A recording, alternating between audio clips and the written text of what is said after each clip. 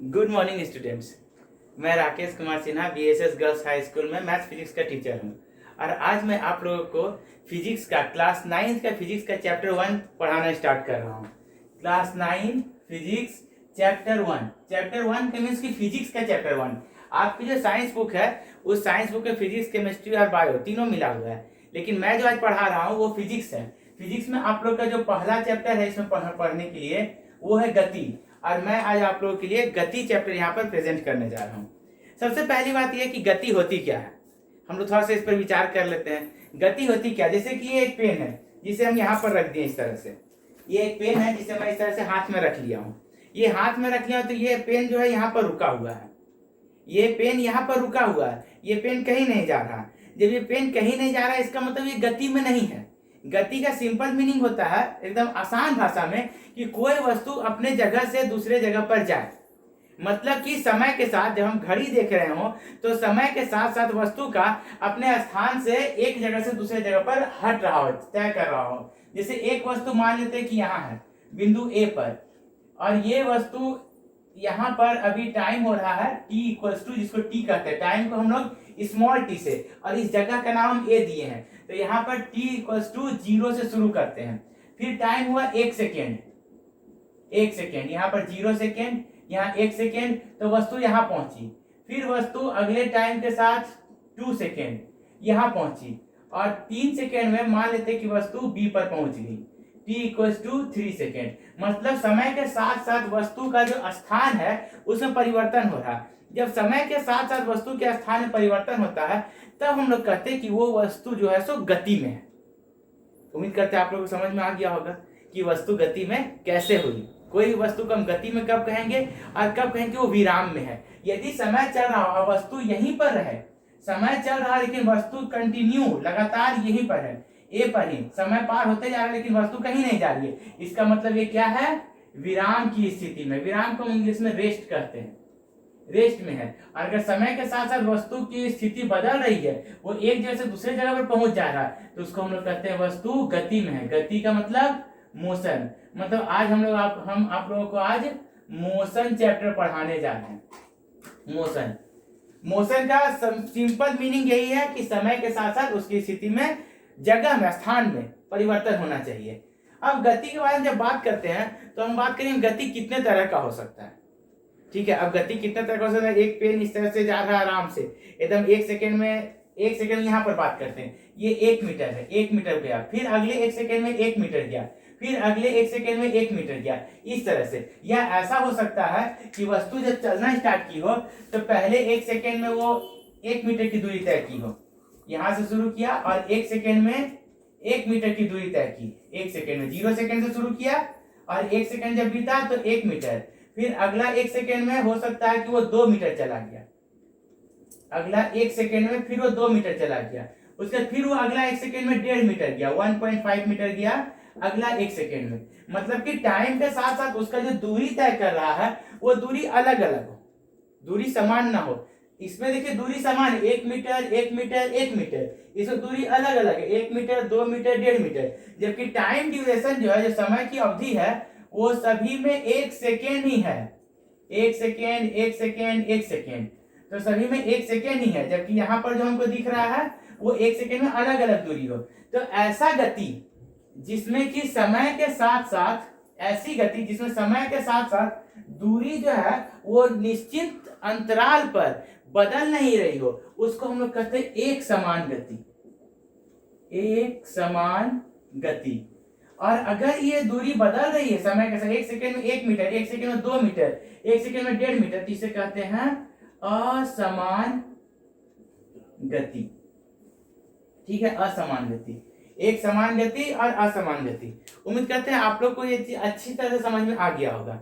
अब क्या कि इसका परिभाषा हम लोग को चाहिए, तो परिभाषा के रूप में जब हम लोग बात करते हैं तो सबसे पहले गति की परिभाषा में आएंगे।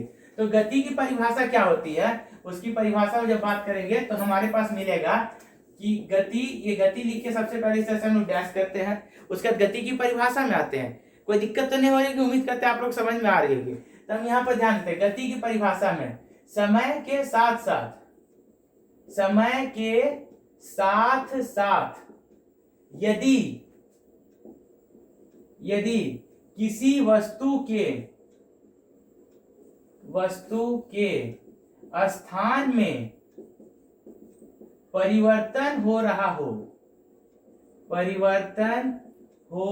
रहा हो तो उस वस्तु को हम गति में कहते हैं। जैसे एग्जाम्पल में आते हैं, इसका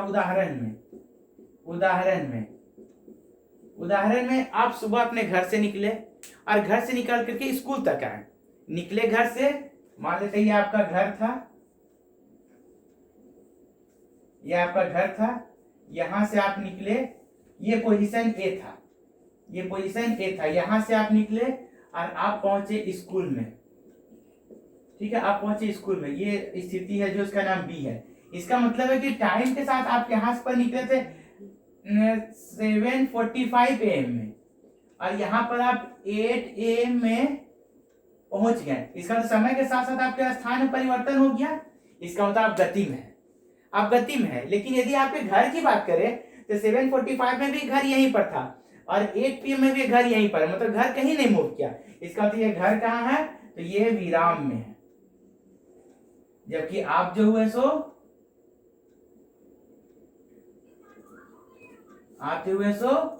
गति में हुए। ठीक है, ये क्लियर है, समझ में आ गया। इसकी परिभाषा भी क्लियर हो गई आपके पास। अब हम आते हैं दो तरह के बात जो आपको अभी बांटे थे, जो समझाए, एक समान गति और असमान गति। एक समान गति और असमान गति के बारे में हम आपको समझा दिए। एक समान गति, अगर आप साइकिल से आते हैं, मानते हैं आप साइकिल से आते हैं घर से स्कूल, ठीक है, तो साइकिल से जब आप चलाना स्टार्ट करते हैं साइकिल यहाँ पर, तो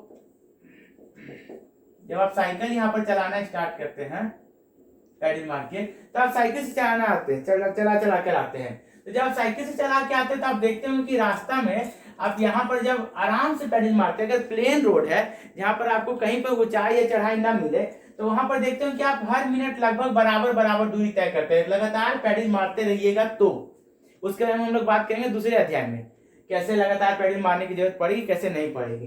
तो लगातार पैडल मारते रहेंगे तो आप लगभग समान दूरी हर समय तय करते हैं। तो इस तरह की गति को हम लोग एक समान गति कहेंगे, जिसकी परिभाषा क्या होगी तब, एक समान गति। इसकी परिभाषा जब हम बात करते हैं तो एक समान गति समय अंतराल के साथ, यहां पर समान लगा दीजिएगा, समान समय अंतराल में तय की गई दूरी अगर समान होती है तो उसे एक समान गति, जिसको इंग्लिश में कहते हैं हम लोग यूनिफॉर्म मोशन, एक समान गति कहते हैं। एक समान गति कहते हैं। ठीक है, ये एक समान गति का अगर हम उदाहरण लेते हैं तो देखिएगा कि सबसे पहला उदाहरण में, एग्जाम्पल जिसको कहते हैं, उदाहरण में पृथ्वी की गति, पृथ्वी की सूर्य के चारों ओर की गति। अगर हम देखते हैं तो पूरे 24 घंटा में पृथ्वी जो है 24 घंटा में सूर्य के चारों ओर गति कर लेती है। उसी तरह से हम लोग और भी बात कर सकते हैं बहुत सारा का, जो हमको उदाहरण मिलता है। आप लोग के पास ये होमवर्क रहेगा कि आप एक समान गति का कुछ उदाहरण प्रकृति में कुछ इस तरह का उदाहरण आप सोच करके यहाँ पर लिखें और लिख करके फिर आप वो कॉपी में बना करके रखें और उसको फिर हम बोलेंगे जब तो उसको भेजना रहेगा आपको।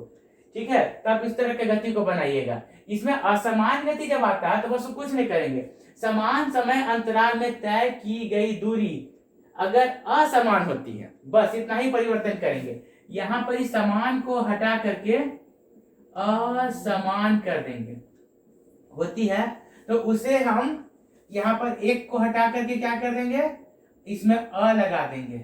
असमान गति मतलब कि इंग्लिश में उसको कहते हैं, यहां लगा देंगे नॉन यूनिफॉर्म, यहां पर हम जोड़ देंगे नॉन यूनिफॉर्म। मोशन कहते हैं। इसका उदाहरण का जब बात करते हैं तो हम अपने दैनिक जिंदगी में जितना भी चीज देखते हैं गति में, चाहे वो बस की गति हो, साइकिल की गति हो, साइकिल की गति हो, या फिर हमारी गति हो, हमारे चलने की गति, ये जितनी भी गतियां होती है सभी के सभी असमान गति का उदाहरण है। उम्मीद करते हैं आप लोग को ये सारी बातें समझ में आ रही होंगी अच्छी तरह से। अच्छी तरह समझ में आ रही है। जैसे कि हम लोग कैसे करते हैं कि हम यहाँ से चल रहे तो ऐसे ऐसे घूमते चलेंगे इस तरह से, तो आपको लगेगा कि ओ सर तो 1 सेकेंड में एक इधर से जा रहे हैं फिर इधर आ गए, 1 सेकेंड में पहुंच जाए, मतलब एक समान गति। और अगर हम यहाँ से गए आराम से घूमते घूमते गए ऐसे तेजी से आ गए, इसका मतलब मेरी गति जो होगी तो असमान होगी। मतलब गति की कहने का मतलब कि अगर हम साइकिल से या बाइक से चलते हैं तो उसमें एक मीटर लगा होता है, उस मीटर में लिख रहा होता है कि कब हम गाड़ी की गति बढ़ा रहे हैं, कब गाड़ी की गति कम कर रहे हैं। अगर गति हम बार बार बढ़ा या कम कर रहे हैं तो इसका मतलब हमारी गति जो है तो असमान है। और अगर हम एकदम स्थिर से एक ही गति से चल रहे, बढ़ा कम नहीं कर रहे हैं, तो उसकी गति कहेंगे कि एक समान गति है। ठीक है, उम्मीद करते समझ में आ गई होगी। इसके बाद हम लोग अगले जब क्लास करेंगे तो उसमें हम लोग दूरी और विस्थापन समझेंगे। आज के क्लास के लिए इतना ही रखेंगे, हम लोग यहीं छोड़ेंगे। उम्मीद करते हैं आप लोगों को समझ में आ गया होगा। चलिए बहुत बहुत धन्यवाद, थैंक यू, बाय बाय।